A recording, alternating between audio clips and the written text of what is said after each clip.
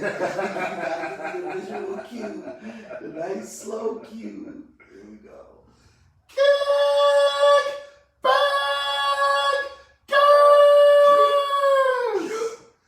Jamie, what's the name of the podcast? Nigga, it's a pod named Kickback. A pod named Kickback. It's like a Tribe Called Quest. You say the whole thing. Welcome to a pod named Kickback, also known as the Black CNN, and a revolution will be televised. I'm No Break Snoo, the righteous ratchet. If you throw it, I'll catch it. If you got it, I'll match it. Every Monday. We right back at it. I am the Black Savage. What's up, y'all? It's JB Frank. I'm that gangster geek coming at y'all every Monday. Representing NWA, Nerds with Attitude. Happy Shmonday, everybody. I hope y'all out there being safe. We love you. We wish all blessings to all of you. Hell yeah, be safe, baby. Be safe. Yeah. Take your emergency vitamin C shit. Eat your oranges. Drink your water. Stay hydrated. And do the kid and play. We did at the golf course. We did jump with the kid and play. The kick stand. Hey, what's up? You notice that you and I are sitting about 1 meter away from each other. Like it is not a game, y'all. Oh shit, they can tell my shoes. I got on flip flops. I'm in the house, dog. Yeah, I'm not putting on shoes. I'm in the house. I ain't mad. They Jordan flip flops, man. This from the racket. I want to put on the shoes. So yeah, my shoes don't match with my outfit. But I'm wearing this just because we a part of that kickback. You know what I'm saying? Right. Merch coming soon. Yeah. Make sure you follow us upon that kickback on Facebook, Twitter, Instagram, Christian Mingle, Patreon, Patreon. Patreon.com/a-pod-named-kickback. So what are those denominations? Yeah, you can do it $2 a month. You can pay $4 a month or $7 a month to support the podcast to make sure we get, masks and what do they call them suits? Hazmat suits. Hey. So we can keep doing the show, goddammit. Hey man, yeah man. Come on man. Comment and like, but most importantly, subscribe to the vibe. Subscribe to the vibe. Yeah, man. Help us out. We gotta go out and and buy more toilet paper and bread and shit. Yeah. Anyway, we'll get into that. We'll get into that. And shout out to the kickbackers. Y'all motherfuckers. I'll get into that later. I'm not gonna tell you how great y'all are yet. We'll talk about it. We gotta talk about a lot today. The coronavirus. Yeah. Sports shutting down.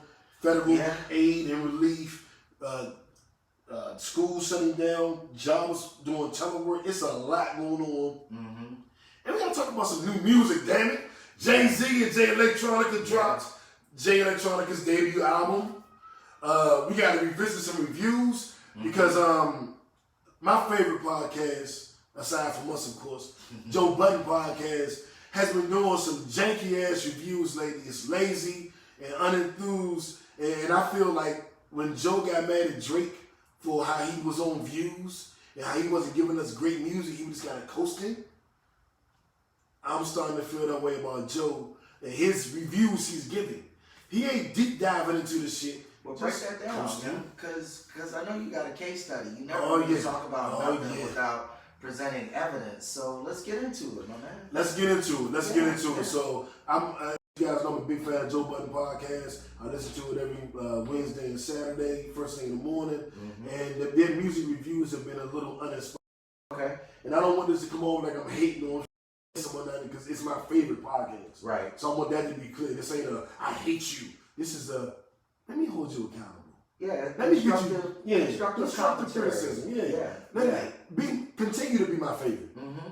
Because I said the other day, either we the illest niggas doing it or these niggas is losing it, JB. Hey, real talk though, like our fans, our viewers, and thank you for this, they check us when we are fucking up. You know what I'm saying? Like, if we say something out here in these streets that is incorrect or there is a different perspective, we are always offered that different perspective and we appreciate it and love it. So, Joe, I hope you appreciate and love this differing perspective delivered with respect. If I can say that. Boom. You know. Said it perfectly, JB. So, all pleasantries aside, because like on Joe Budden, whenever they want to get on somebody about something, they be like, we love you, like you, and if these are not negative, right? Like, y'all pussy, gotta try to say it the nice way first. Well, yeah, we pussy, Joe. We gonna do just like you do. We gonna say it the nice way first. We gonna leave in love. Right. But then we gonna tear your ass up. For them shitty ass reviews you been doing. Lazy all ass. pleasantries aside. Yeah, all pleasantries aside. Lazy ass Joe. Lazy ass mom, lazy ass boy, and lazy ass pops. That might be a good segment, yo. With all due respect. With all due respect. Shout out to Fats, and that's Fats Podcast. Right. Cheeks. Yep. I call it Fats. All y'all big dudes gotta come up with a name that I call nigga Fats. His name Cheeks. His name should not be Cheeks. Cheeks means ass. Yeah. We're not gonna get into that right now. We're gonna talk. We're doing this podcast end of the month if this corona shit clear up. So we gotta talk. That might we might break out our with all due respect segment on his show. Be like, hey bruh, you know. Yeah, I can't call you Cheeks. Yeah, I can't be going around calling you Cheeks, nigga. Yeah. But shout out to him. We have a lot of space on the sofa. Right. That vision. Yeah. When I think of Cheeks, I think of Bernie's Burgers. I don't even think about my man. No. Pause. But speaking of Cheeks, these reviews y'all been doing has been booty. They've been Cheeks, nigga. I'm gonna start with I'm gonna go back to Rick Ross last album, which is a long time ago.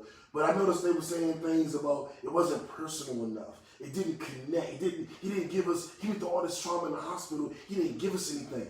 The nigga said on the album, I have been shitting on myself. I was trading all my wealth to get back my health.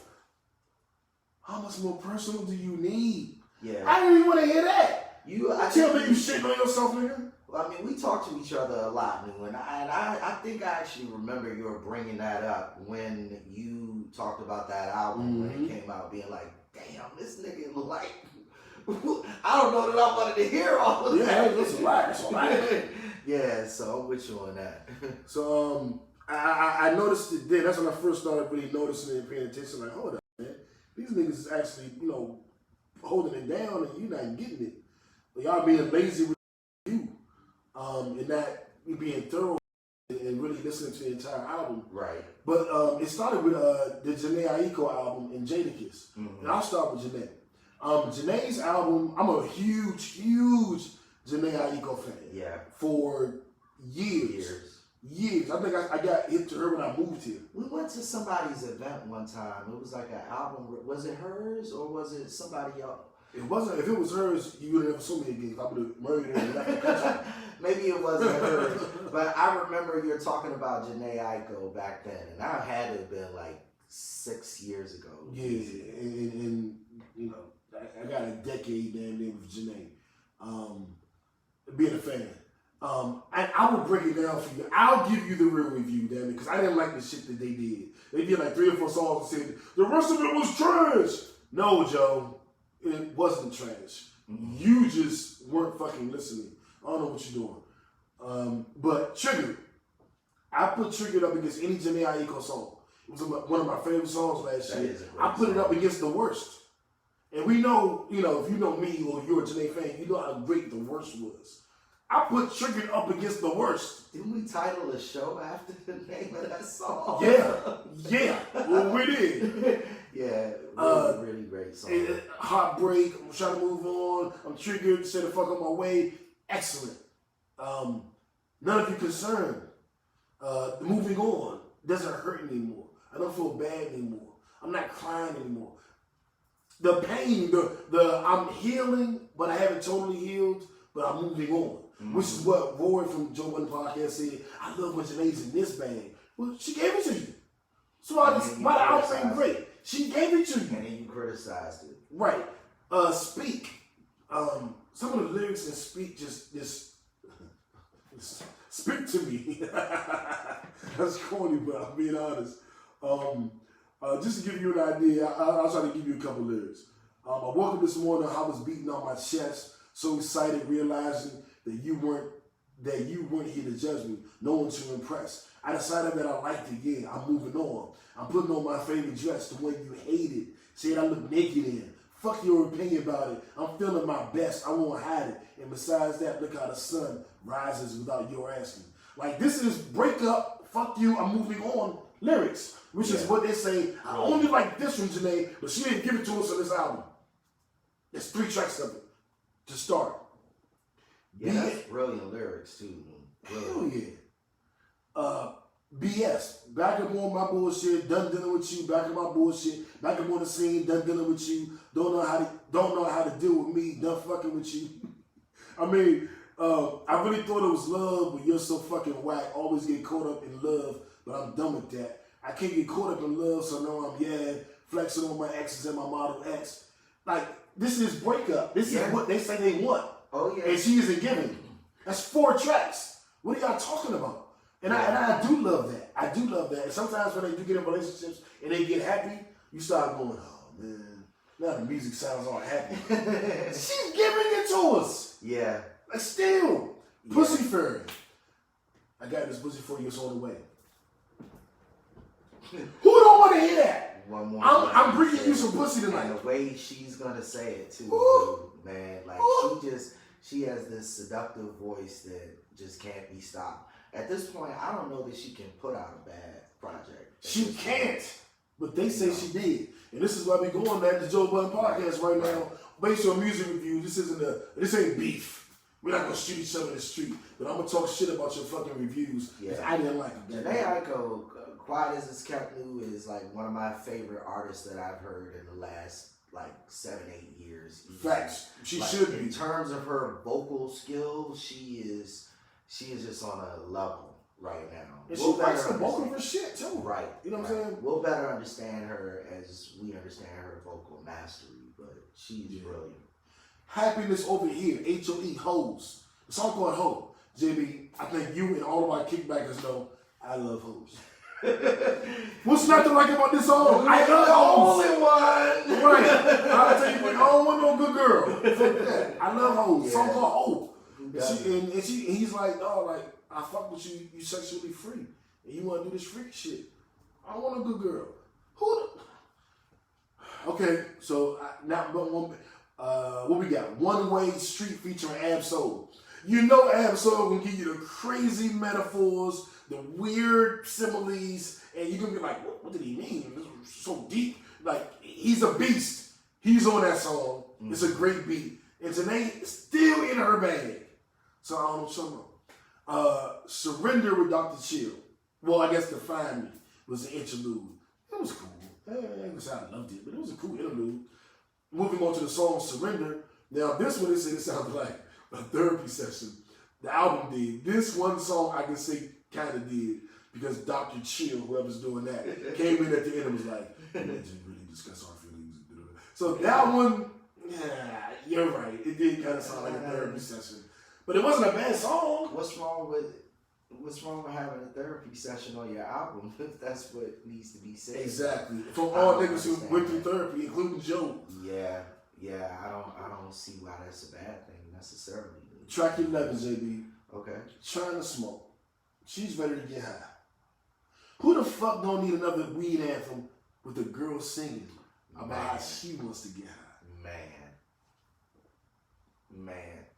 Help me out, JB. Is it bad for a woman to tell you she want to get high? Help me. Never.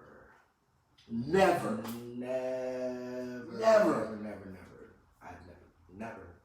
not once. Let's go to the next song. It's called Born Tired. And she says she works so hard, she's always tired, but she's not too tired because she still want to get high. Bad, JB? Is that bad? No. I'm tired. I don't feel like doing shit. Let's just get high and chill. You got a problem with your girl telling you that? No. Me? Never. Neither. Never. You know, Love, it's Love, cool song. I don't love it, but you know, I don't consider it a bad song. It didn't ruin an album. Then we got 10,000 Hours, where she gets the perfect Nas beat, where Nas gets into his story, old school, reminisce bag. And we know that's Nas' best bag. Yeah, yeah. And she's in it too. And it's about love and missing and needing someone. And I know they miss you too. And you don't know what's going on because I'm apart. And then Nas comes in and drops one of his Nas verses. And it's a Nas old school beat. Yeah. What's wrong with that song? It was like it was trash. So Nas came on Jhene. Jhene killed that shit. Listen to 10,000 Hours, kickbackers, and let me know if I'm right or Joe Budden right. Jhene killed it. And then Nas came in and killed it. It is a good fucking song. Yeah, I mean, what I'm hearing right now, New, is I'm hearing a lot of motherfuckers just kind of being critics because they feel like it's their job rather than having real criticism. You know what I'm saying? Yeah. And that shit can get real old real fast for me when you're just playing the role of a critic just because you feel like it's, you know, you feel like you have to find problems. You know what I'm saying? That I don't like. I don't like it either. I know them being very critical of Drake's album views spiked their listenership. Mm-hmm. That's what put them on the map. Mm-hmm. And maybe they feel the need to continue to do that, but you don't have to do that with great projects. You can say how great they are, and maybe people will still listen and respect your opinion. I think positive reviews when they are well delivered make a whole shitload of sense though, because then you can help people better appreciate the brilliance of something that you can offer a deeper understanding of. Believe it or not, that is the role of a critic. The critic, despite the term critic, the role of a critic is not to always find fault. The role of a critic is also to better define excellence so that we can better recognize it for ourselves in the future. You know what I'm saying? That's right, goddamn JB. I understand that. Let me see. I'll every single song, but I'll say pray for you. Today, when Jhene sang I'm praying for you, I felt that shit in my soul. Mm-hmm. And I meant it. It's about a minute and a half interlude type song, but she's like, I just want you happy. I know we're not together. I know you're doing something else, and I know I get it. But I want you to win. Right. Like win, nigga. Go win, nigga. And I'm like, nothing wrong with that. Nothing wrong with that. Lightning and Thunder with John Legend, that is an old Motown soul song. It sounds like fucking Etta James and JB singing together. It is one of them old school Motown songs. Her and John Legend. I love it. Magic Hour. I like Magic Hour. I did like it. I do remember. I did like it. But I didn't like it as much as Party for Me with Ty Dolla $ign. And this song is her eulogy, like, when I'm dead, party for me. Right. Have fun for me. Y'all still get together and do the same shit we used to do. I'm not there, but do it for me. Party for me. Cry. Yeah. How can you not like that? How can you dislike that? So I'm telling everybody, Jhene Aiko's album is great. It is one of my favorites of 2020. It is one of my favorites of hers over the last couple of years because the last album or two she put out, I liked. I just didn't like as much as this one. Mm-hmm. So that's my take on it. You guys listening, you tell us who got it right. A Pod Named Kickback or Joe Budden podcast? Who got that right? Yeah, and tell the truth. It's okay. It's okay. They'll be all right. They'll live. Jada. Yeah. We named our episode last week off of one of his songs. Yep. So that should tell you how we felt about the album. Yep. And they said they were kind of underwhelmed. There was a lot of R&B sounds, and they just didn't want to hear that mature Jada. And I'm like, well, I'm 43. I don't want to fucking hear Jada still talking about selling dimes on the Ave. No. I want to hear growth. And this album was dedicated to one of his best friends that died. And we did a whole deep dive into that. They did. Yeah. They didn't mention the fact that it was dedicated to his boy that died. They just skipped past all that shit. It was like, you talking about girls and shit. No, nigga. The album is a memoriam to his boy, but he did things which he said in an interview he did with Joe. I don't know why they didn't bring it up on a podcast, but yeah. Pearly Gates. We know what that is. Yeah. That's my man died. Rest in peace. Oh yeah, of course. Track 2, Hunting Season with Pusha T. We going in all rap rappers. We running you out the game. We the best lyricists. How could you not love that? Yeah, what's wrong with that? Keep it 100. telling the girl he dates and the niggas he crew with, keep it 100 with me. That's all I ask. And he's telling stories about why he had to leave a certain woman that didn't keep it 100, and why he had to cut niggas out of his crew who wouldn't keep it 100. And it's like, what's wrong with that? Yeah, I go back to what I said before. I mean, you pointed out kind of a trend based on what you were saying in terms of their criticism, and I'm just hearing the same thing. A lot of nitpicking, which to me smells like motherfuckers just trying to find reasons to find fault. You know, I'm not really rocking with that shit, man. Yeah, Jermaine said he did the album for his friend that passed from cancer. He was on his homie show last Friday. Mm-hmm. What up, Jay? I see Jay on that. Yeah, and Catch and Release. We named last week's episode Catch and Release. Right. And Catch and Release is basically, you know, the song, we did a whole show on it. But you're in a relationship, things don't go right, you get fucked over, your heart get broken, and now you're back in the dating game. And you just catching and releasing. You dating and you fucking and ducking. You catching and releasing. You getting them and you letting them go, like the old fishing term. My favorite song on the album, we did a whole fucking episode on it. I think we like that song. Yeah. And we're like, I don't want to hear you talking about catching and releasing. Why not? That's what most of us are doing. That's single. Yeah. Why the fuck don't you want to hear? Yeah, it brought up a whole relationship topic that I mean, a lot of the things that we talk about, and this is why this is, because we get into debates about this shit on the air before we talk about it on the air, and that whole construct, that whole concept created a relationship debate. Like that concept by itself almost launched into another topic at that time. Yeah. You know what I'm saying? Those are the great songs for me. Not only that touch your heart, but touch your mind, you know? Absolutely, JB. Absolutely. The song Me, he talks about all of his accomplishments, what he's done individually as an artist. Talk your shit. Absolutely. I like that. Talk your shit. Absolutely. Yeah. Need your best. Yeah. That's another relationship song. He needs someone to be at their best. I didn't love it, but I mean, that's one song. Well, allow me to point out this note. You are breaking down the album, song by song. So when you talk about an album review, let's be clear. This is what we're talking about, but you are being fair. What we have heard from their crew is, let's pluck out the shit we didn't like, about each song. Not really much about what was good. Because, I'm in luck with you. If you were to point out some of the better movies of the albums you've already talked about, I don't think that they would really disagree with you, to be honest with you. And that's what I struggle with. I think you're right. You're right. That's what I struggle with. But so why are they doing this? Exactly. It don't matter because we here, party, kickback, doing music reviews now. It don't matter no more. There it is. Like Joe always say that, she's not pretty, she's not cute, she's young, she's not thick, she's sitting on the sink. She doesn't have ass like that, she's on her tippy toes. They're not potting, they're just yelling into the mic. Ooh. How about that? Boy. Shots fired. And again, they're my favorite podcast, but they being lazy, and I'm gonna hold them fucking accountable. Savon too, you accountable too, nigga. And Scream Man. That's real. Fuck that. Real.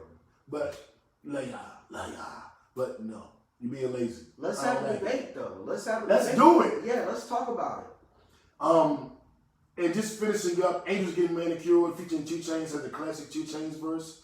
Kisses to the Sky with Rick Ross and Amani. It sounds big. It is big. It's a video. My condolences again, going back to his boy that passed away. I know a song about relationship struggles with his wife and his girl and his friends. Like, we can all relate. And Closure, which is the final goodbye. I think it's a decent album. Do I think it's the best album ever? No. But I think it deserved a more detailed review where you can make a decision. I would give this, we need to go back to the old mic system, 5 mics. But I want to call it like 5 kicks. Kickbacks. I don't know what to call it. But I would give Jhene Aiko's album 4 mics, maybe 5, maybe 4.5. Not 5. I'll give you probably 4. Okay. I give Jada Kiss's album 3.5, which I've given him probably on every album he's ever done. That's still above average, though. That's a very good album when you're talking about a project. And I've never given one of his albums more than that. So he has maintained that same level for 20 years. That's to be spoken of in a positive light. Absolutely. And that brings us to the album of the decade, the album of the year, the album of the week, the album of the day, the album of the moment. Jay Electronica. Was it Written Testimony? But let me go back to this because it's 10 tracks and they feature Jay-Z on 7 of the 9 raps of Written Testimony. And they killed this album. Yeah. Now, I will say this. Jay Electronica got his big fame in like 2009, 2010 and he disappeared. And didn't drop his album until 2020. So niggas been waiting a decade for this album. So the expectations are to be here. But as a rapper, which I'm surprised Joe didn't use or didn't, call in that part of his psyche. Like, songs we did in 2010, we're not trying to put on a 2020 album. Right. It sounds to me like him and Jay-Z got into the studio for like 2 weeks, 3 weeks, knocked out 10 songs. It was like, this the album. Yep. It wasn't an accumulation of a decade's worth of work. Nope. It was finally got in his own, let's go. Okay, Jay Electronica dropped a masterpiece. That's what Jhene said. Hey. That's still, Kristen said she still hasn't listened and she's been avoiding opinions so that she can sit focused. Well, you about to get a whole bunch of opinions now. Yeah. And I'm going to give you the negative and the positive. I feel positively, but I will also give the balance. So you can kind of, figure out what you figure out. The intro, I'll give Joe no credit. They said we don't really judge shit off the intro. I don't either unless your intro is like a real song, like Big Ben intro, Jay-Z intro. Then I'm judging it because it makes such an impact. Right. Typically the intro, you're setting the stage for me. And I'll figure it out. The Ghost of Soulja Slim. Now, I will say this, the production on this entire album is different. It's not regular production. It's weird samples. Some of the shit doesn't quite fit, but it is a sound. Jay-Z started it. I love whole verse. As y'all know, I'm a 5%er, which is like being a cousin to the Nation of Islam. And Jay Electronica is a member of the Nation of Islam, and Jay-Z is a 5%er. Yeah. So it's like, for a lack of a better term, religious cousins. Yep. Like a Baptist and a Episcopalian or a Methodist or something. Yeah, doing a gospel album together. Right. It's slightly different their views, but you're gonna get, a whole lot of similarities. Yeah. Yeah. We talked about that off the air too. Yeah. And so that's what I get from this album. And I love 444. It's a lot more of that. I've been telling niggas Jay-Z a 5%er for decades because he's kept dropping shit. And I talked to Lord Jamal from Brand New, and he told me, Jay always say acknowledge yourself. So I'm like, oh, okay, Jay, I ain't know. But that's, I know you guys don't have access to Lord Jamal, so you wouldn't be able, to know what I knew, but I knew, and now I'm glad you won't know. Right. Having said that, Ghost of Soulja Slim. Shout out, rest in peace to Soulja Slim, the rapper, the artist from New Orleans. Jay Electronica is from New Orleans, and of course Jay-Z's from New York. And they call the song the Ghost of Soulja Slim because they're evoking an attitude, a brassness, a roughness, a coarseness. And Ron, your cousin Ron, also told me that they were using his flow in the song, which I didn't know because I'm not a big Soulja Slim fan. Right. But Ron hit me to that, so that made the song even better. Yeah, that's dope. That's artistry. Yeah, and they're talking about that pro-black nation building shit, which I just fucking love. Yeah. Song 2, and I love the beat, even though it's different. Song 2 was special production. It was one of them old Drake, Kanye with a beat change in the middle. You get a second beat. Yeah. The whole song changed, but still one song. Yeah. That shit was fire. And they got Travis Scott doing that auto-tune, happy shit in the for the chorus. I'm trying, baby. I tried. What? Well, hold up. Let me ask you a question real quick, because you played one of these tracks for me earlier. Which one was that? We listened to Ghost of Soulja Slim. Okay, so that's based on your review, I thought that's the one we had listened to. That's the one where they would complain that Jay-Z started it off. And I felt like that track for me felt just evocative to me. Because it felt like everything I loved about how I watched conscious rap evolve in the early 90s, in the middle 90s, in the late, like I just felt all of that when I heard that, you know what I'm saying? Yeah. And so it just kind of brought me back to those days immediately, you know what I'm saying? That's a great way to put it. It's that nostalgia, it's that toss back, it's that, because as a 5%er, it got me like, oh, I'm in my bag now. Yeah. Like, power to the people, nigga. Peace, God. You know, it got me into that space. So I agree. It put me in that mind frame. Poor Righteous Teachers. Listen to all that brand new. It put me back there. Exactly. I felt like we was back in them days hearing that song a little bit. Just, I mean, obviously it's modernized, but it just took me straight back there. And with the two of them on it too, like. You want to get you a black medallion, an African medallion, Hope kind of went back to that fast flow, you know what I'm saying? Yeah. So I like that shit too. Hell yeah. That was track 2, Ghost of Soldier Slim. Track 3 was A Blind with Travis Scott. Track 4 was A Never Ending Story, produced by Alchemist. And I liked it, man. Jay Electronica actually gave us a glimpse into his childhood, his upbringing, his life. And Jay came in and killed it, of course. Great song. Right now, I'm 3 for 3 on songs. Shawnee's Suit Theory featuring The Dream. JB will tell you Dream, my favorite R&B artist. He's on 2 tracks on this album. To me, you can't lose with The Dream. He's my favorite fucking artist. Right. But it's an older song. It came out a while ago as a leak.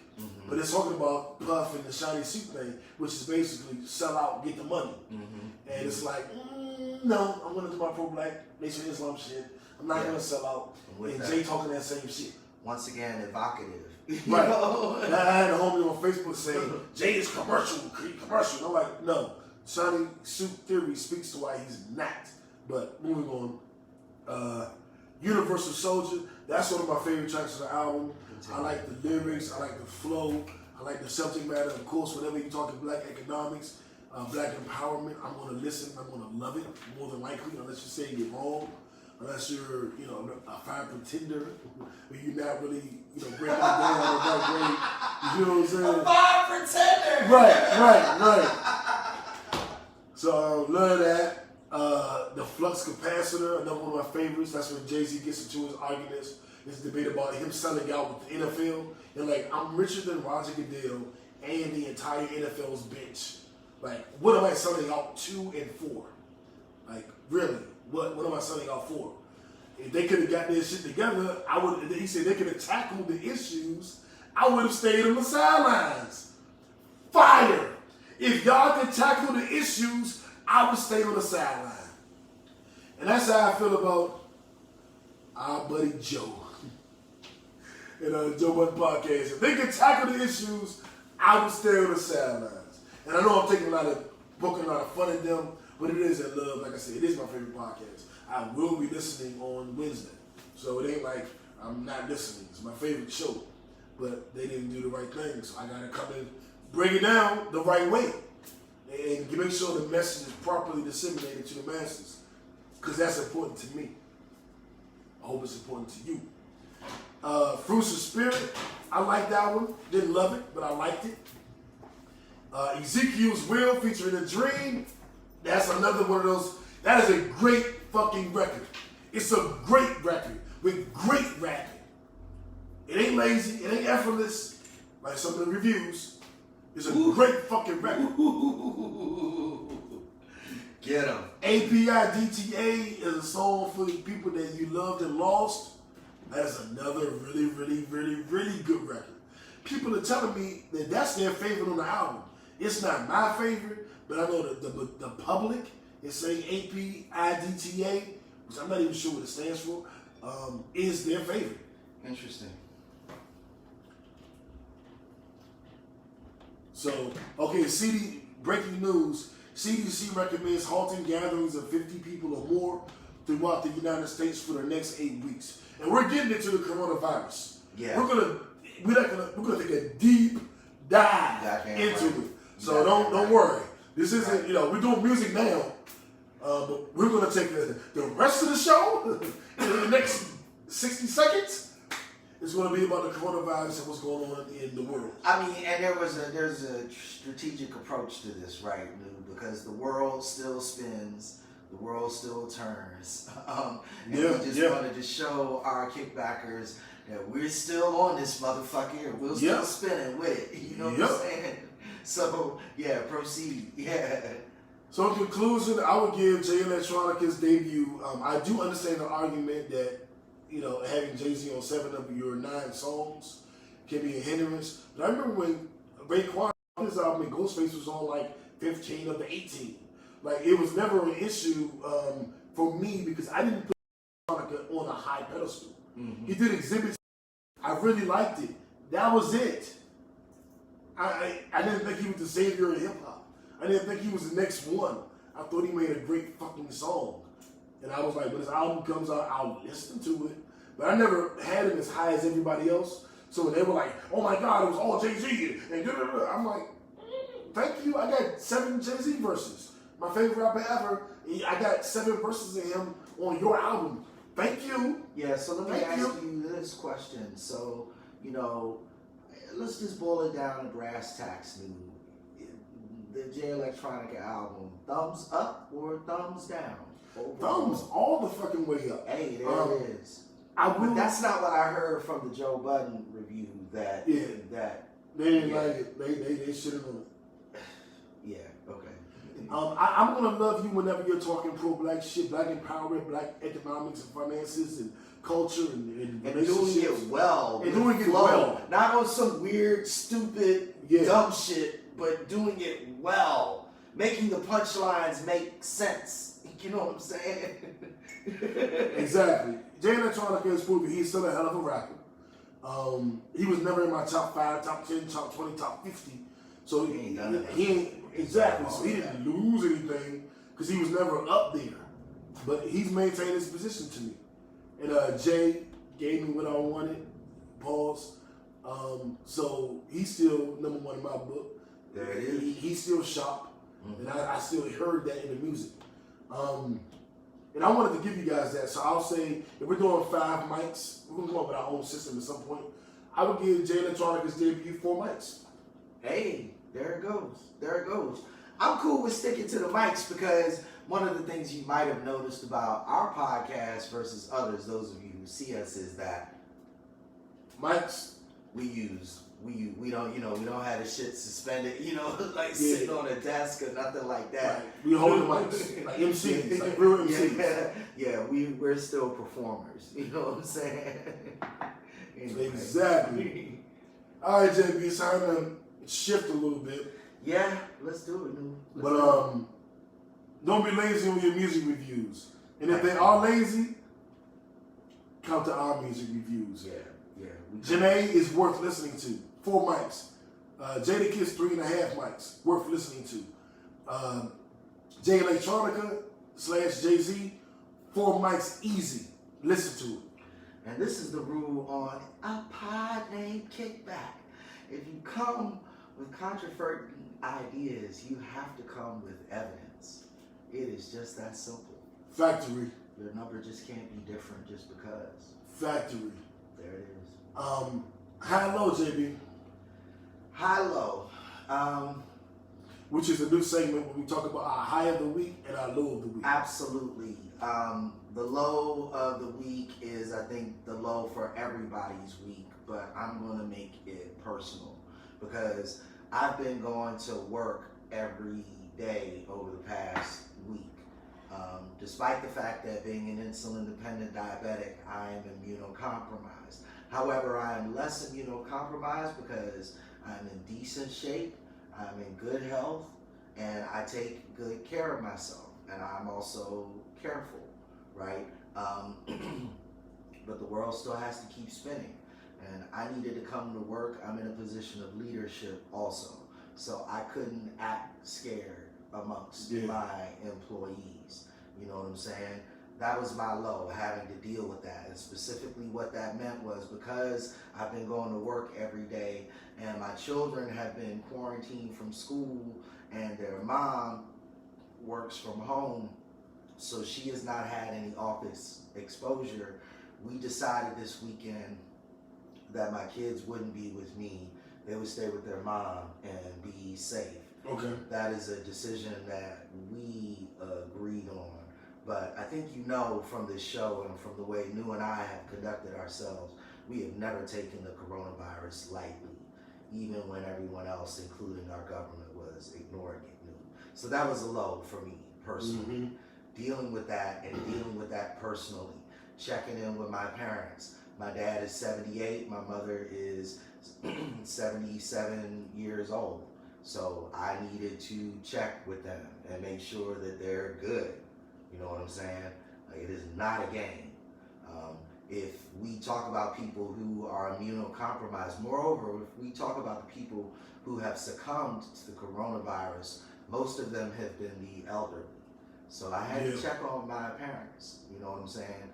That was troublesome for me. Those were my lows. My high was a personal pride in myself, because my ability to maintain and my ability to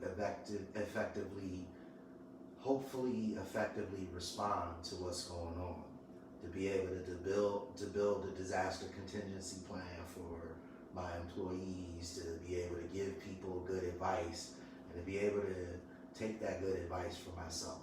That is a personal victory that I'm taking right now. I can dig it. And I know the coronavirus, it basically was your high and your low, and that's going to be the high and low for probably most of the kickbackers. My high and low was a little bit different. It was as it pertains to this show. We had a conversation Sunday where I was, I left the conversation kind of like, I don't know what the podcast is going to do. I don't know how we're going to, get to the next level. I don't even know if it's possible.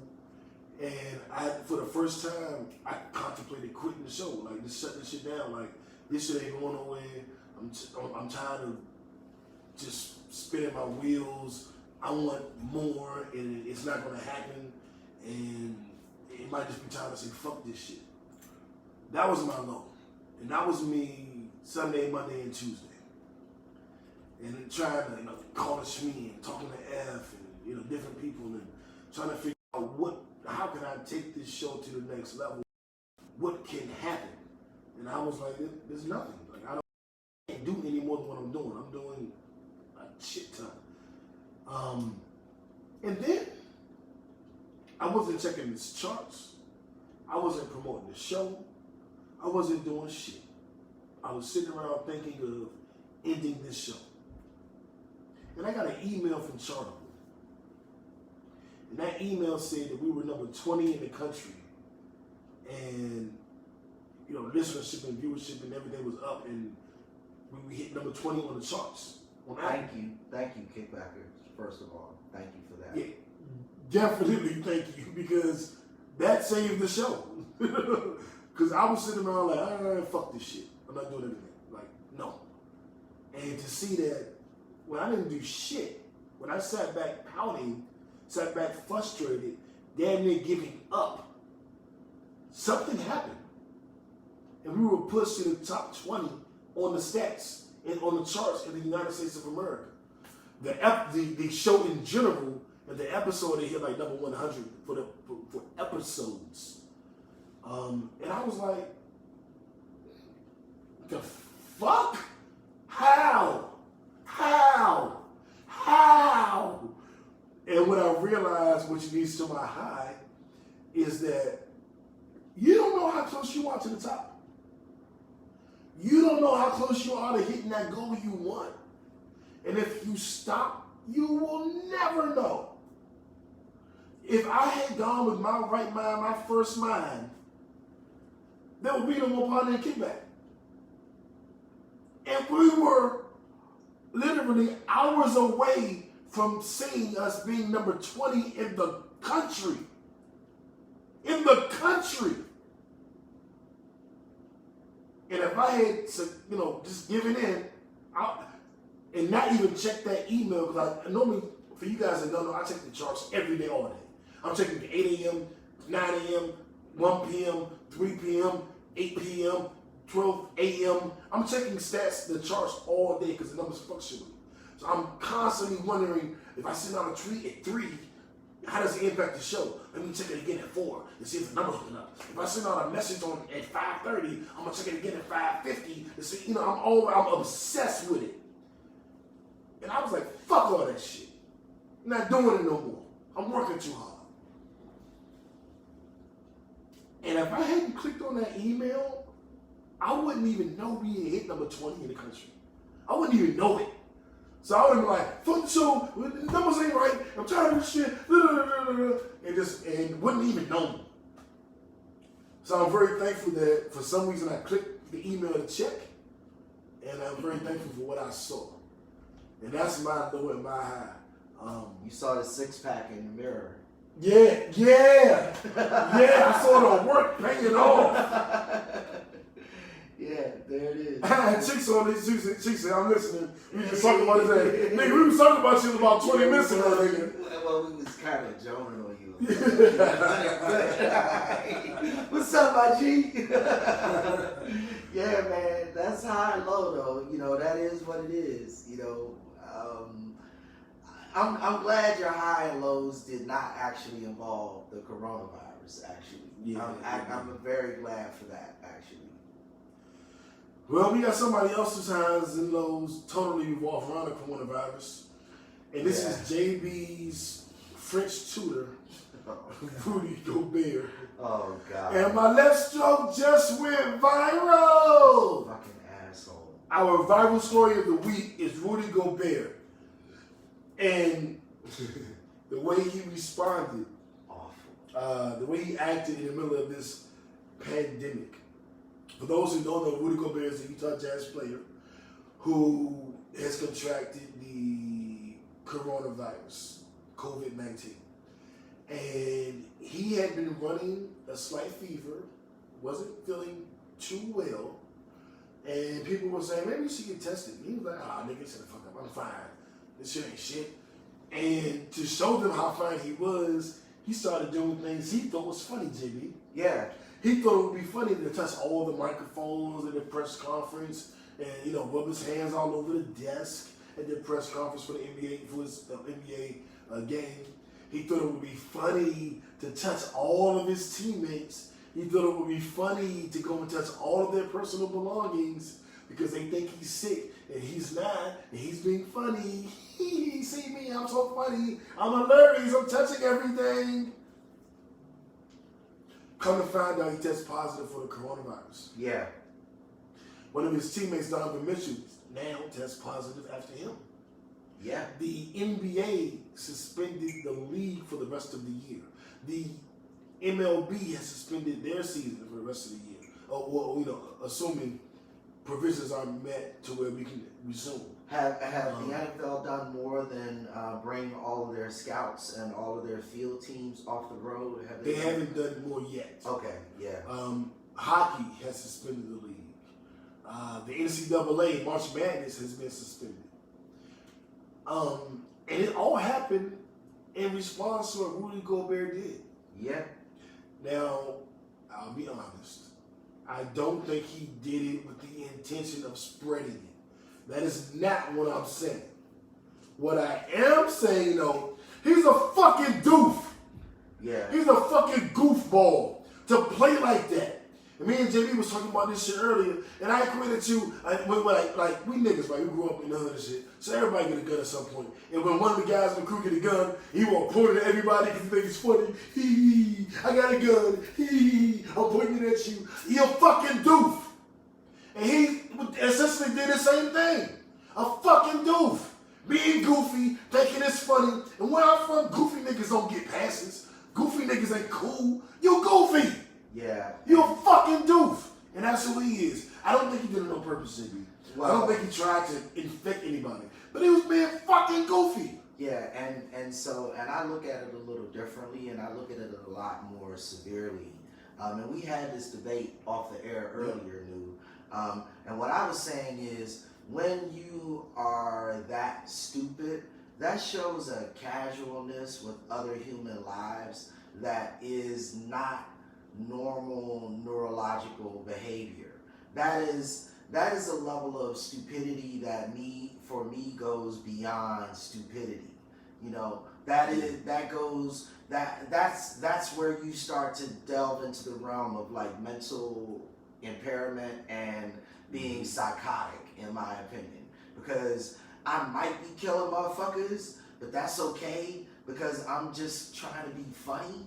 Like that's not like logical, sane thought to me. You know what I'm saying? And that's the problem. And it was a real problem with what he did, you know. And when this story first came out earlier in the week, I was like, just be clear, nigga, because we were chatting on the 5 over this shit earlier this week, and I was like, just be clear, niggas. Like, anybody doing this kind of shit, that's like a really, really bad ass whooping. Yeah. And it won't involve physical contact. It'll involve foreign objects. Like, the fuck are we talking about right now? It's just doofy shit. And people were like, well, what did he do? And I don't know why you're so mad. And I'm like, nigga, he is playing, and I get it, he's playing. But also, we don't respect doofy niggas. Like, I'm from a town where being doofy, you don't get respected. You get disrespected. It's not even funny. It's not funny. It's like niggas trying to be funny. But like everybody trying to make the coronavirus jokes on Facebook. Yeah, coronavirus, give me a 6-pack. And all y'all corny shit. And I saw a post that was like, y'all need to stop joking about the coronavirus. Not because it's inappropriate, but just because you're not funny. You're not good at it. And that's what I was saying. Like, a lot of these jokes aren't good. And touching someone, it's like fucking somebody raw being like, I ain't got AIDS, maybe you'll get it, Who the fuck would be having sex like that and think it's funny? Nah, you'd be like, well, why are you making this kind of a joke to begin with? Yeah. Like, wait a minute, like, hold up. And see, that to me is the very definition of it, because that is not a joke. A joke by definition has to be something that could possibly, in any weird sort of circumstance, be funny. Right. Killing people is never funny. Like, that is never a joke. We're not in Looney Tunes right now. We're not in the movies right now. Like, when you kill motherfuckers, they die for real. When you infect motherfuckers, they die for real. And I will allow you one parable for this. Okay, you look at this dude Gobert's behavior, and then you look at the woman who was arrested in Korea and is now being brought up on charges of terrorism. And you look at literally their behavior. And the only difference is that Gobert theoretically knew that he wasn't infected at the time he did this, and she did, but they both did the same shit, basically. She got in the elevator and touched everything, was spitting on the walls and doing all kinds of horrible shit. Like, now, he didn't spit on shit, but walking around and just sharing your shit with everybody when we're in the middle of, like, that to me isn't any different to me, in my opinion. It's doofy, man. She's being tried as a terrorist right now in Korea. Kickbackers, look it up. Like, that's how seriously I take what this idiot did. You know, to me, I'm not necessarily disagreeing. I'm just going a step further than you are and saying that he is beyond a doofus, in my opinion. Okay. You know what I'm saying? Yeah. Like, a doofus intentionally drops a glass in a room and laughs it off. You know, horrible, stupid, absolutely doofus, but not literally like, I might kill a motherfucker with this shit. You know what I'm saying? I think a doofus, there's such a doofus, they don't even understand that they're actually putting lives at risk. And that is where you and I agree. Them a doofus. Because they don't even comprehend, they don't even get it. They're so fucking stupid and goofy, they don't even know they're putting people at risk. Because I think, like, you know, he's showing great contrition now, Oh, I'm sorry, I didn't mean to do it. Yeah, dummy, you should have been had this. Why didn't you have that same mindset before? Because for some reason you thought life is a joke and it's a game and nobody can get hurt and you're a fucking child. You don't think that there are consequences to your actions. Right. You're a fucking child. Having said that, I do hope Rudy Gobert recovers. Yeah. I do hope Donovan Mitchell, who I think he infected, recovers. Yeah. And I hope that any reporters, microphones, and tape recorders that he touched and they went home to their wives and their children and their elderly, I hope no one dies from this. Because if there's a reporter when he touched his tape deck and he took that tape deck home and he's 50 and his wife is 50, but then they went to visit they got it and they went to visit their parents who were 80s and 90s and then they pass it on to them and then they die. That is how dangerous what he did was. That is a realistic depiction of what could happen. That is 100% correct, and I couldn't have put it any more succinctly and accurately than the way that you did, painting the exact picture. Remember, guys, this is a contact-borne illness that can stay on surfaces for up to 3 to 4 hours. So you got a sweaty ass. They were saying 8 days at one point. That changed? Well, because 8 days, in my opinion, is extreme.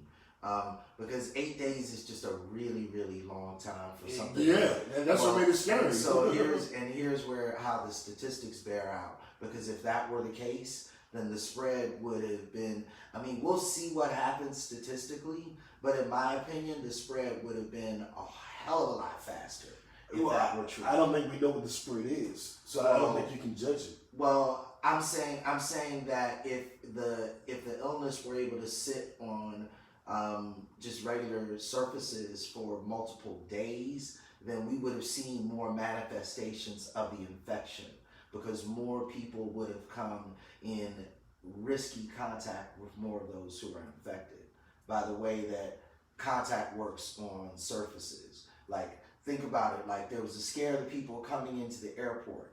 If that thing stayed on those things for up to 8 days, then they're cleaning them is the point. Well, they're cleaning them, but they're saying that without that, it would be 8 days. Well, and so my thing is this: they weren't cleaning them when that happened, which is why it would have created such an incredible risk. And if you look at no, they were cleaning it when it happened. No, I'm saying when the 200 people came in through the airport. So they were spraying down the trays every single time after every single person touched every single tray. Because that's Well, that I don't know. Yeah, what I do know is when they realized people were coming off and they were ill, they began a process. Now, that process is every hour, I don't know. But I know they began the process. Yeah. And all I'm saying is they're reporting eight days. You're reporting 4 hours. Yeah. I don't know that I'm going to listen to you over the CDC. Yeah. And that's what I'm doing for our I'm okay with listeners. That. Totally like, your okay information is yours. It's not what the government is putting out. And I'm not saying you might be more correct than the government, but I want to be clear. You're saying what you think, and the government is saying something different. Yeah, people that are listening can decide what they want to follow. Fair enough. The last article I read from the CDC was from Saturday. And on Saturday, what I read was that, it was able to survive on normal standard surfaces, any surfaces, from anywhere between 4 to 8 hours. That is ridiculously different from what I read last week.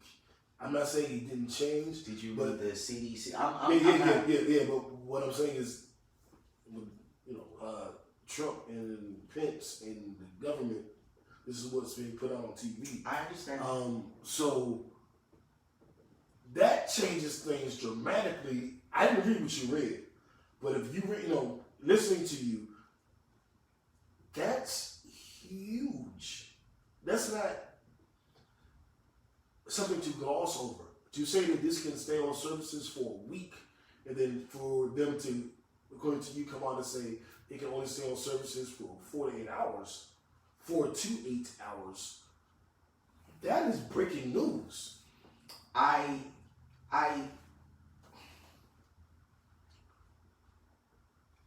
never read of a disease that can stay on a surface for several days. That's what made it different. Yeah. That's what caused the pandemic. So, and again, I told you what I read in terms of the CDC, but I also know what I've studied about immunology, what I've studied about the way viruses work. There is a reason why airborne viruses live in certain environmental characteristics based on the type of virus they are, right? That being said, there is also a reason why, globally, thousands of people don't become infected with a cold or with the flu because one person came through the airport with the flu. And the reason is that, technically speaking, I don't think it is physically possible for a virus to survive on the surface for that long because it can't multiply. It doesn't have any food supply. I agree. I don't know. Well, I don't agree. It makes sense, but that's not what they put out. And again, maybe my information is old, and I'm okay with that if it is. What I read was from Saturday. And I think what I read was from prior to that. So I think my shit is old, but they didn't do a good job of updating it. Is my point. If what I study is indeed old. Yeah. Again, you look at certain particular facts, like the reason why people are so worried about airborne illnesses is not because the virus itself is stronger because it is airborne. It is because it is able to survive in the moisture droplets that come through the air. I have USA Today up. Is that a reliable source? What do you think? For news about the virus, I go to the CDC at this point. They are in overdrive in terms of their... This is they're quoting the CDC. Okay. Depending on the type of surface, the virus can stay on surface for a few hours or up to several days, according to the WHO, the World Health Organization. Okay. A recent study by scientists in the U.S. found that the viable virus can be detected up to 3 hours later in the air, up to 4 hours on copper, up to 24 hours on cardboard, and up to 2 or 3 days on plastic and stainless steel. It's possible that you can become infected if you touch your face after touching a surface or object that has the virus on it, according to the CDC. But scientists don't think surfaces are the main way that the virus spreads. The most common form of infection is from respiratory droplets spread by a person's cough. The CDC reports. So we have here up to 3 days. Which is still a far cry from what I saw and a far cry from what you saw. Well, and so let's be specific though. 3 days on stainless steel. And plastic.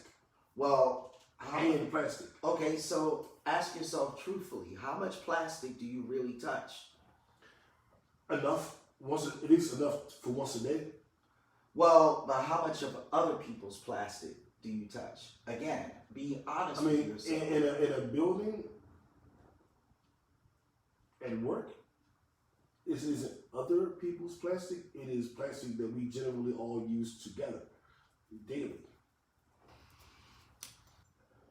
Yeah, that's not the case with me. You don't think you touch plastic at your office? I know I touch a shitload of plastic at my office. You don't think that plastic is touched by other people as well? You think you have a specific individual supply of plastic? The plastic things that I touch are my pens, my mouse pad, my keyboard, and that's it. I don't there are no communal plastic surfaces that I touch, and I'm being serious about this because when I touch the bathroom door, I've got a paper towel or a napkin in my hand every single time. Now, yes, that is stainless steel. That's why I'm using a napkin to touch that shit. The same is the case with the cold. Well, I get that, but you're still touching it. And I don't mean like you're touching it so you can contract it. I mean, it's there. There is stainless steel and plastic in your office every day. You are choosing to use a napkin, which doesn't work, but it makes you feel good, I guess. Why doesn't that work? If the mask don't work, why would a napkin work? Because The problem is the moisture and a napkin would seal in because the moisture droplets are trapped in the. That's the same reason why they tell you during the cold and flu season to use napkins and stuff to touch on doorknobs and stuff, because yes, those things can live for a few hours, even days at times on stainless steel, but it living for 3 days on stainless steel doesn't make it that much more incredibly severe than the cold or the flu. Those are the standards, yet again. Yeah, I wasn't making a comparison. Okay, I that's was just fair. stating a fact. Yeah, and so you know, for me, based on what I know I touch on the regular and what I don't, it's 4 to 8 hours, because I'm not running around touching everybody's knives and forks and doorknobs. Yeah, but you got to be responsible with your platform, because some people are touching people's knives and forks. That's so fair. You got to give them fair information. I'm glad you looked it it up. up. Nothing to do with you. It's with them. I'm not disagreeing with you at all. I'm being real about what those contact surfaces mean. I'm not saying that I was right, because you displayed numbers that are different than my own. I'm more. They were different from mine too, to be fair. Yeah. I'm more clearly indicating like what those numbers mean, because that is the way all of these viruses work. Yeah, and all I'm doing is saying that you using a napkin every time or whatever doesn't speak to the issue. It's still there. So people who aren't using napkins are still contracting, Absolutely, or still at risk. Absolutely. So for you to go like, well, for me, I don't, like, it doesn't matter for you. We're talking about, we need to give them the correct information. Touching steel up to 3 and plastic up to 3 to 4 days, it does happen. Yeah, it does. Now you're using napkins, so that separates you. But the fact is, there's metal, there's stainless steel in everybody's job that they touch every day. Yeah. There's plastic in everybody's job. Yeah, they touch every day. So there is a great risk. Now, everyone should use napkins, and that will reduce it. But only, that in that context. When you use napkins, then it's not as bad. Because you're like, well, how often do you have plastic in your office? Like, yes, there's plastic in my office. There's stainless steel in my office. Yeah. You know what I'm saying? Well, but now how you deal with it is different. And I think that's what you want to speak to. That's exactly where I was going to go with that. And thank you for clarifying that, because, let's be as factual as possible, and the news corrected both of us. So let's work from that information, right? And let's understand, and let's just boil it down to simple facts. Like, your shit is your shit, and you don't really need to be touching everybody else's shit. And when you're touching communal surfaces, you need to be super, uber, hyper careful about what you're touching and what's going on. Moreover, I would say you need to be more self-aware than anything. Because you may have it and you don't want to pass it.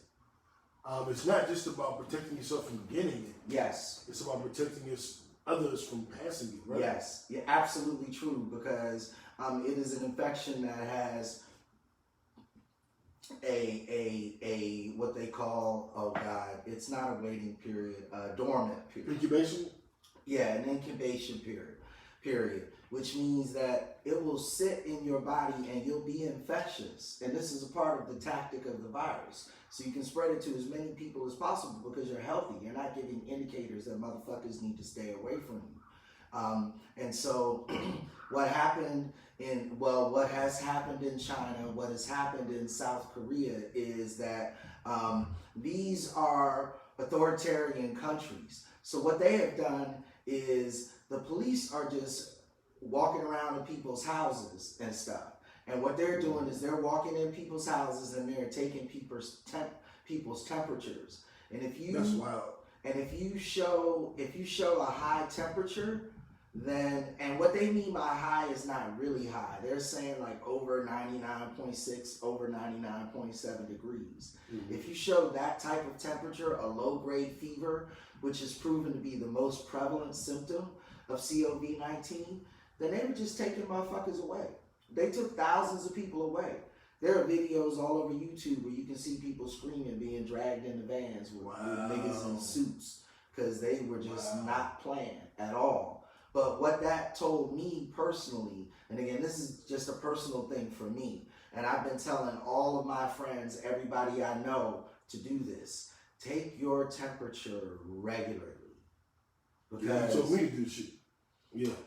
Well, because your level of exposure is at a level where you cannot adequately and accurately predict whether or not you will put yourself at great risk, whether or not you have it already, or whether or not you've already had it and recovered, frankly. Maybe that flu you caught a week or two ago was COVID-19. It was January. My flu was yours was about 3 weeks ago. 3 weeks ago. Yeah, maybe that was COVID-19. I thought about that. Like, it really could have been. The only reason I think it hasn't is because no one at work, got no one around me. But then again, I brought this up to Jhene the other day. Everybody in our crew in Atlanta has been sick and had the quote-unquote flu. You have had the flu. I have had the flu. Billions had the flu. Ethics had the flu. A lot of girls I know have had the flu.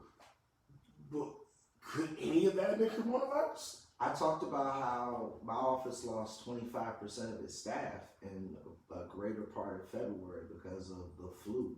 I don't know what the fuck it was. I know that at that point, I just became hyper vigilant about, spreading disease and shit.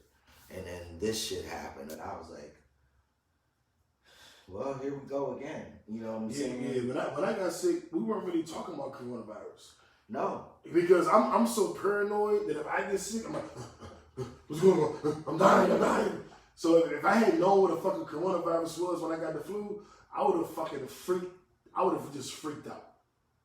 I still was freaked out. I called Jay, like, Jimmy, I'm sick. What's going on? What do you think?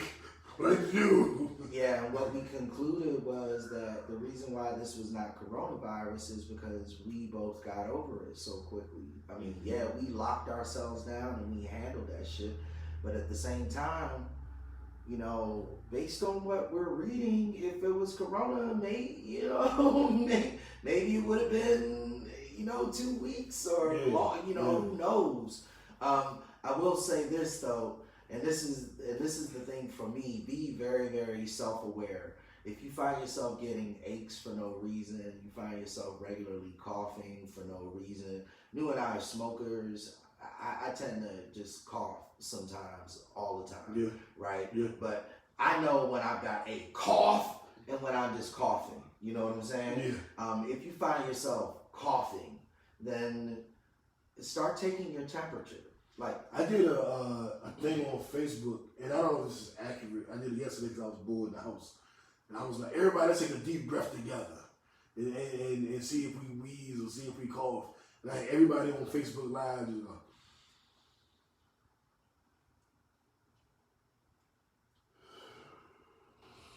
And I was like, if you can do that, then it doesn't mean if you can't do it, you got corona, but it just means that you probably wouldn't be able to do that if you did, because it fucks with your breathing, your respiratory system. So you're gonna, it might make you cough, it might make you wheeze. Because someone I know who was tested and nothing was wrong was told that they need, they start wheezing or can't breathe properly, then they need to come back.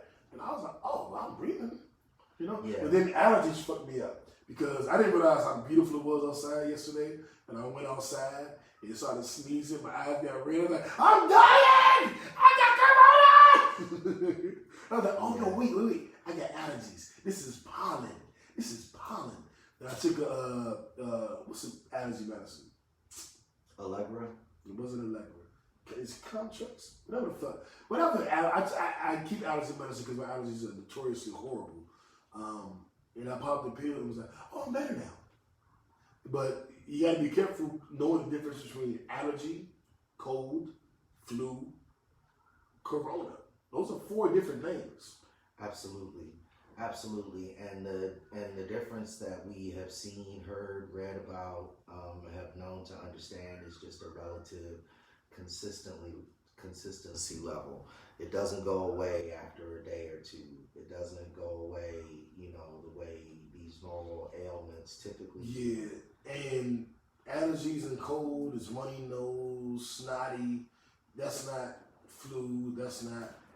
That's not achy. That's not achy body. That's not achy body. You can't hold your breath for 10 seconds. Right. Shout out to the Sheltons, by the way. Shout out to James A, who gave me that one, because he caught a cold about a week ago and then went to the doctor. He and my uncle did. And they went to the doctor, and the doctor was like, "Nah, you're good. You don't have corona. This is just a cold. And here's how you know. Like, you're an older person, so you're gonna feel the respiratory problems very, very quickly." He was like, "If you can't hold your breath for 10 solid seconds, then you might be dealing with some shit." You know what I'm saying? Yeah. Because older people aren't going to detect fevers like younger, healthy people are. You know what I'm saying? So they have to look for more subtle things, and that's one of those subtle ones. So shout out to my dad, shout out to James A. And you shout out to James. And you Sheltons out there who are tuning into the show, thank you, we love you, but post up for us. Let us know how your grandparents are doing, how your mom and dad is doing. Make sure they got a working thermometer at home. Not just the Sheltons, everybody. The Dawsons, the Clays, the Harrises, goddamn it, the Whistles, everybody. Yeah, make sure you're doing it. Yeah, I talked to my sister yesterday. We made sure that she's gonna be able to pick up groceries from mom and dad, so they don't need to go to the store and shit. Now I'm not saying that they compromise themselves. Exactly. I'm not saying that everybody needs to do all of that, but my parents are in their late 70s. Yeah, so everybody needs to do all of that who have elders that are in their 70s. Exactly. Late 60s, early 70s and beyond. Exactly. You should be going to the grocery store for them. And if you're at a grocery store, you're somewhere, you see somebody that's elderly, and maybe they don't need to go in the store. Maybe you say, hey, give me a list. I'll get you shit. And I'll bring it to you. You can be a decent fucking human. Yeah. Like, it's not a crime to be a decent person. Mm-hmm. You can do that. You can assist people. If you see an elder putting themselves at risk because what else are they don't have any other family? Mm-hmm. You can be that family. Mm-hmm. It's okay. It's not wrong. You can be a good person. It's all right, y'all. Be good. Be good to our elderly. Thank you. It's no issue, no problem. You're not corny. Be good to our elderly. Because we're all going to be elderly. Mm-hmm. And we're going to want somebody to be good to us. Absolutely. Right? Absolutely. Right? Absolutely. So if you see an elderly person, walking with a little basket and, hey, you go sit down. Give me your list. I'll get, now if they got a list with 80 things, you go, all right, damn it. I ain't signed up for this shit. But, if you can help them, if you can, please do. Finally knew I think that was a perfect segue, because a list for 80 days right now in the grocery store. Can we talk about that? Like the stupid grocery store bullshit that we've been seeing? Yeah, talk about it, JB. Goddammit. So, the Kristen said, hey, JB. And she said, that's very nice, Lou. I'm a nice guy. Y'all don't think I'm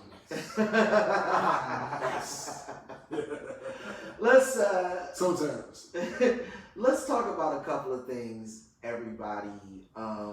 So, at worst case scenario, you might need to quarantine yourself. Are you covering the mic? No, the mic is right here, like that. Okay.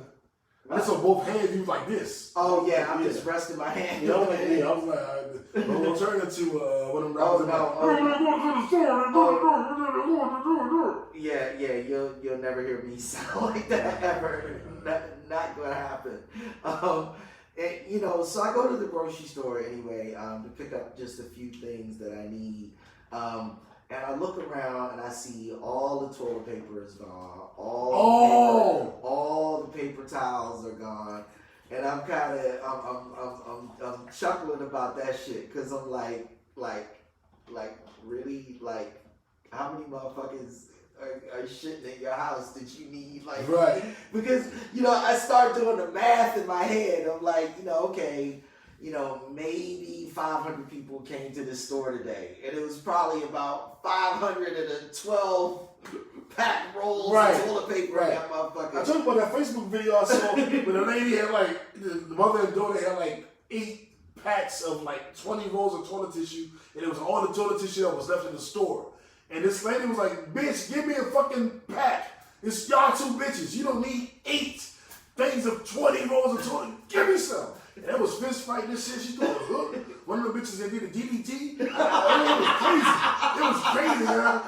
I've seen so many of those, and I'm like, are you fucking kidding me? Like, Kristen said, hey. She didn't just say, hey. Hey. This team. So then I'm like, okay, this shit is stupid. And then I walk down the bread aisle and I just bust the fuck out laughing out loud because I'm like, oh my god, it's the zombie apocalypse. Whatever I'm gonna do, I need to be able to eat a peanut butter and jelly sandwich. No matter what. And take a shit. Like what? Okay, sorry, kickbackers, but here's the simple fact. Bread goes bad in about 8 to 10 days for most people, most of the time, even if you keep it in the refrigerator. So what the fuck are you gonna do with 3-4 loaves of bread if your house is already full of food? How many times do you eat just regular ass bread? Me, never. Okay, so people, you already have food in your house. And if you didn't, that's what you should have been buying. Because bread is going to go bad. Bread isn't going to help you survive the zombie apocalypse. Bread just means you need to make a shitload more sandwiches in the next 2 to 3 weeks. Yeah, people are overreacting. Of course, I went and got meatballs. I got a bunch of soups. I got some canned vegetables. I got a shit ton of rice. Non-perishable items. I got way too much rice though. I do think I got too much rice. I think that I didn't do I niggas be buying 18 rolls of toilet paper and be buying, I ain't go overboard, but I don't even eat rice like that. I just got that shit because people come tell me to get rice. Hey, when the meat runs out and when the fucking noodles and shit run out. I got a shit ton of noodles, y'all. Well, when all that shit runs out, because if you can't go to the store, you're gonna be eating that shit. That rice still gonna be sitting there. Right. And you can boil up some rice in some hot water with some, with some Old Bay seasoning. But that West Nile seasoning, that shit, and eat for the day. What I did was I bought a bunch of food and I cooked a bunch of food that I can then put in the freezer. That way I have quick access to things that are already, I don't have to be cooking shit. Yeah, and I should have done that, but I was. Well, that also allows you to take lunch to work too, without having, what I'm saying. Yeah, my lunch is packed right now. I've been piecemeal this shit. I will go back some day this week because if they're talking about the impending shutdown, this shutdown we're all anticipating, it won't be for another week or so. No. And Trump has just ordered all grocery stores to stay open 4 hours. Publix has just said we're closing at 8 from now on. And Trump was like, nah, everybody open all day, every day. Fuck you talking about? Which is kind of nice. I respect it a little bit. But when they get new supplies in and I go back, which I'm hoping will happen, I'm going to really stock up. But like I said, I got more groceries in here now than I normally keep as a basket. I normally keep 2-3 days worth of food. And there's some extra shit. So it ain't really only 2-3 days. But it's really 2-3 days of good eating and then get into the bullshit. And now I have a week and a half worth of food before I have to get into the bullshit. Yeah, I'm right there with you. Yeah, I want to change that. I don't feel sufficient. I don't feel like I've done my job for myself. Yeah. I mean, I'm only one person in here. Yeah. Except when Ashanti come through. You know what I'm saying? Well, I need to, make sure I do a better job. And I will do that this week. Probably Monday or Tuesday. I will, we never supplies. Usually supplies come in on Tuesdays. Kickbackers Tuesdays mornings, and I'll go get some more shit. Yeah, shout out to my kid's mom. She's the one who dined me out very, very early. She told me back in early February, "Oh, motherfucker, I'm collecting at least 30 days worth of groceries at that point." Why you ain't tell me that in February? I honestly don't remember. I really don't. You should have. Okay. I'm just saying. I didn't. You should have told the kickbackers too. Well, I didn't do it. I didn't do it then. I thought it was. Yeah. I thought it was a little. I thought she was overreacting. So that's why you didn't say it. Yeah. Because you weren't fully bought in. No, I respect that. I wasn't. And then I don't know. Maybe a week, 7, 8 days happened, and then we started talking about it, and I started telling you what she told me, and I started stockpiling groceries. But at the same time, our children spend the bulk of their time at her house. So her being a week, 2 weeks in advance. I should have a month in advance from our conversations, but I'm totally okay with that. I didn't think it was as big a deal when she told me as it turned out to be. What wound up happening was she turned out to be right. So I was able to jump in and be a little more okay than other people. But and that's what it was.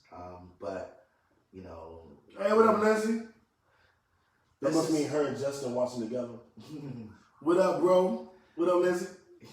Yeah, so this is something we just gotta look out for and be prayerful of. But really, at the end of the day, just really be self-aware. Be aware of your body, aware of your surroundings, aware of what you're exposing yourself to, when and why. You know what I'm saying? And respond to that. Yeah, and matter things that are important. If you got to piecemeal it, go on Monday and then go on Tuesday, and then go back on Wednesday, whatever. If you can go knock it all out on Monday, go knock it out. But we need to start doing something, because it feels imminent that this quarantine, this shutdown is going to happen. Maybe it doesn't. And if it does happen, is it going to be martial law? Are they going to take it to that extreme? How far are we going, do you think, JB? I don't think we will necessarily need to go to a place where we have martial law, because I don't. Well, do you think we will need to do it and will do it? Two different things. Very good question. My answer is no, because I don't think. Even with Trump. Well, and so. Notice this is wet dream.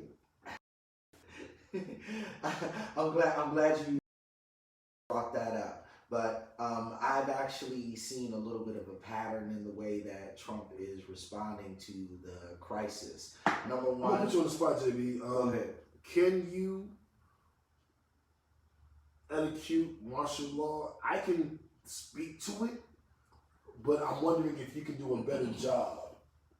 Yes. That's one of the questions that came up, bringing down martial law. Very good question. So martial law is when the executive branch essentially invokes dictatorial powers in order to lead the nation or a part of a municipality through a crisis. Because one of the things that we understand with our Republican process is that fast decision making cannot happen as quickly as it needs to in the event of a crisis, which is why we actually have the executive branch, which is why executive power exists.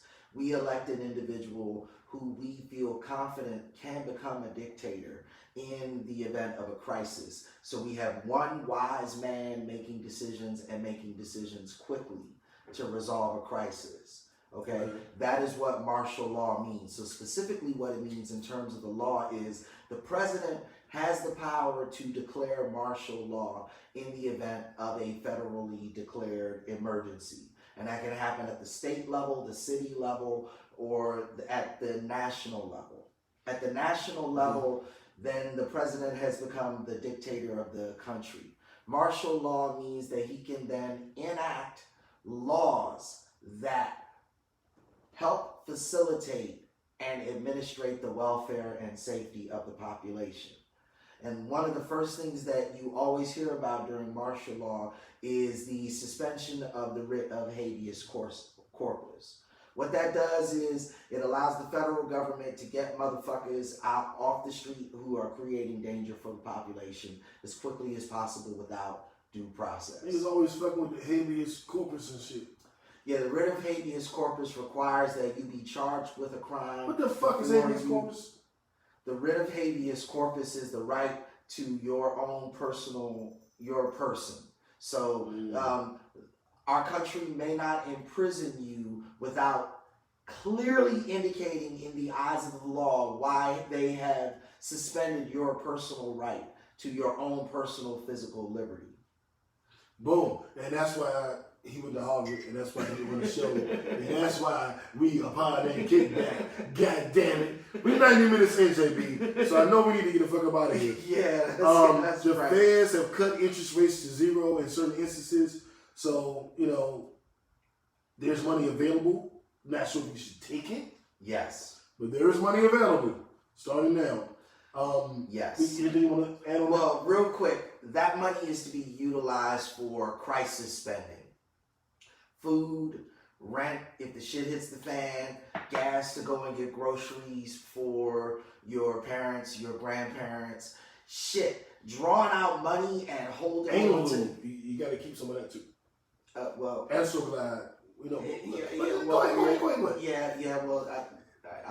Again, I'm always prepared. So anyway, just keep it 100. Anyway, so the reason why interest rates are so low and they've increased the motility of money is not so that we can invest in real estate, or so not so that we can make private industry investments at this point. Because if you were trying to capture the bullish bearish phenomenon that happens in an economic crisis, then you are a little too late at this point, because you're going to need to stay in too long in order to be able to get out. Which means that at this point, and the chance of pregnancy always goes up when you stay in too long. This guy. We don't want to create a hyperinflation by over-investing in too many things. What we want to do is make sure that we keep cash and resources on hand, and we have quick and easy access to them when we need it in the event of an emergency.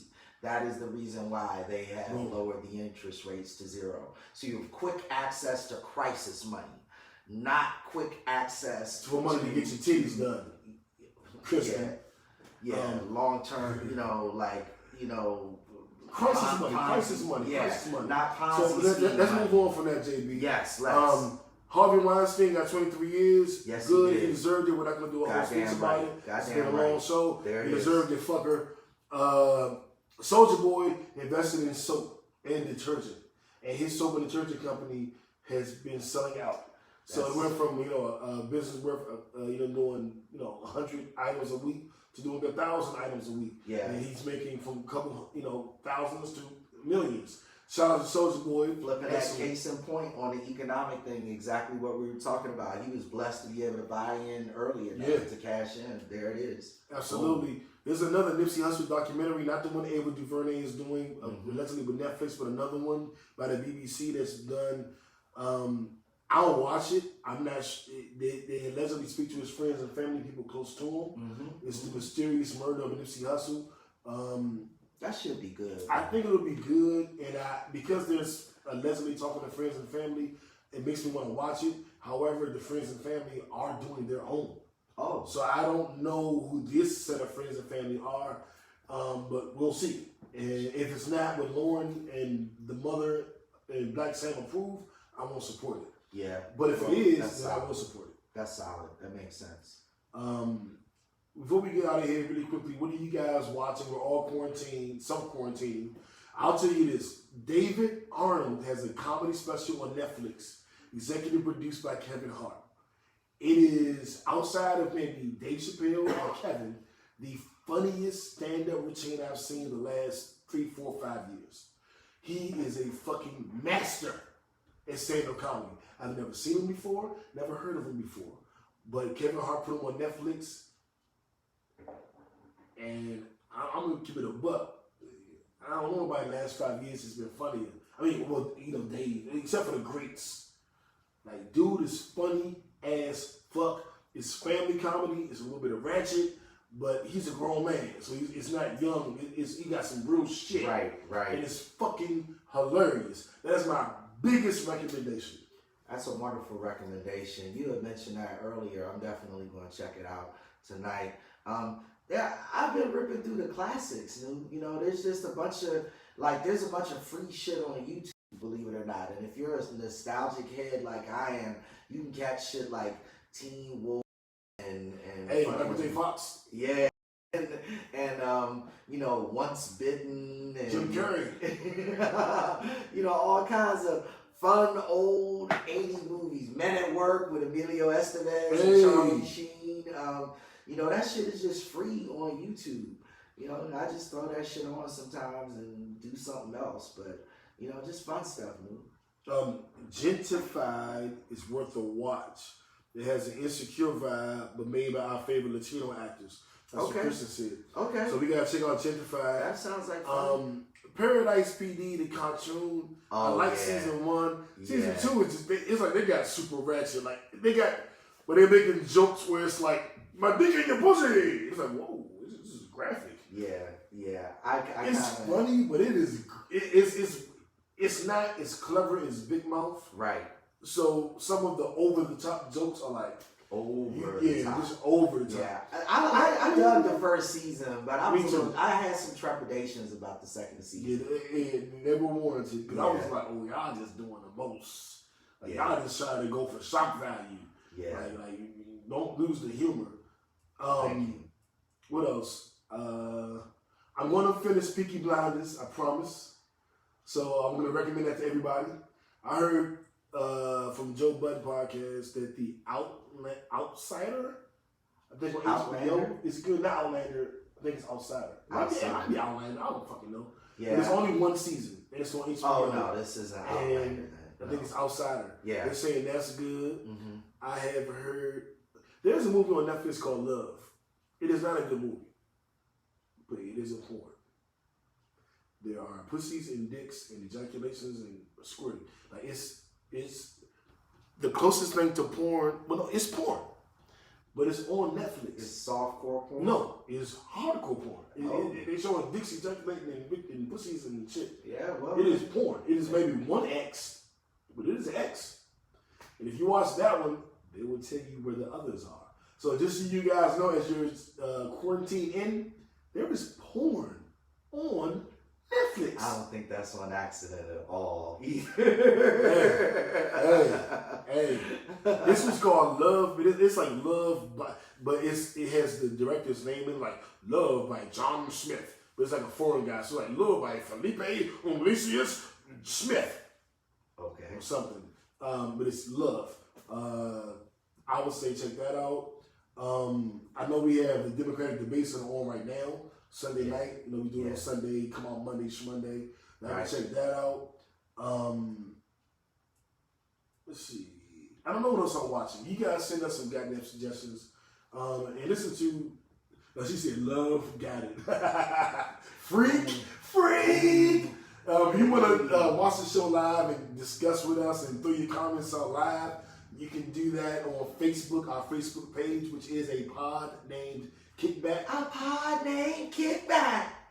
You can watch the show on YouTube. Yep. At a pod named Kickback.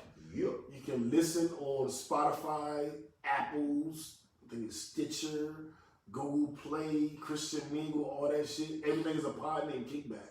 Yeah. And if you're on Apple and you have to get to number 20, thank you. And if you're on Apple but you didn't help, please rate the podcast 5 stars. They don't count our likes. They don't count our subscriptions.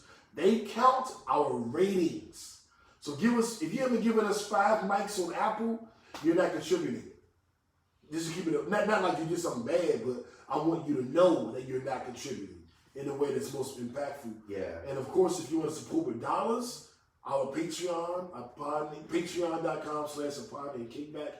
You can do the $2 tier a month where you get extra footage. You can do the $4 tier a month where you get extra episodes. You can do the $7 tier a month where JB will come fuck you. I'm saying. And that's where the whole subscription thing factors in. You know, more money gets you more options. Yep. I was being sarcastic. See, he done he done his head. If y'all watching on YouTube or Facebook, you know. Oh, if you're listening, you ain't see that. That's an old Eddie Izzard sketch when he was always like, anyway. So guys, be safe. Monitor your temperature. Monitor how you feel. If you're sick, stay home. If you have sneezing, it's allergies, baby. Don't think everything is corona. Do a test. Figure it out. If you're sick, stay home. If you're well, take your ass to work. Well, if you got leave, stay your ass home. The government is saying they're going to pay. Monitor everything. We love you. We're rooting for you. We are going to do the best we can, and we hope you do the best you can. And remember, that girl is not thick. She's sitting on the sink. She's not cute. She's young. And they are not doing great reviews. They're yelling. New to Mayor, No Breaks New, JB Frank, the Gangsta Geek. Uno, we motherfucking out. Peace out, y'all. Peace out.